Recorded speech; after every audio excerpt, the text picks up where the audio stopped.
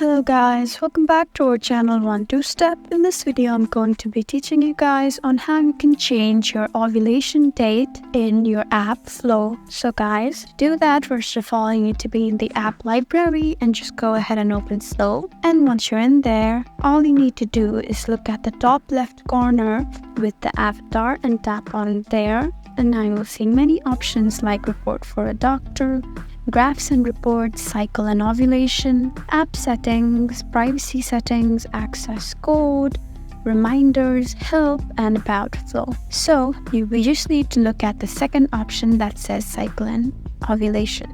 Tap on it, and after you're there, you'll see options like cycle length, period length, chances of getting pregnant, luteal phase, and display cycle sequence. So guys, if you want to change your ovulation date, you should just go ahead and select the luteal phase, because luteal phase is the time between ovulation and the beginning of your period. So if you have a longer period of luteal phase, then your ovulation day would also be changed. Or guys, you can just change the period length, because that would also affect the ovulation day. You can also choose to select the cycle length, because if you have a normal cycle length like 28 days, then your ovulation date will be recorded in a particular day. But if you have a cycle length of 32 days, then this ovulation day would automatically be transferred to a different day. So guys, that's how you change your ovulation day on Flow. I hope this video was helpful for you.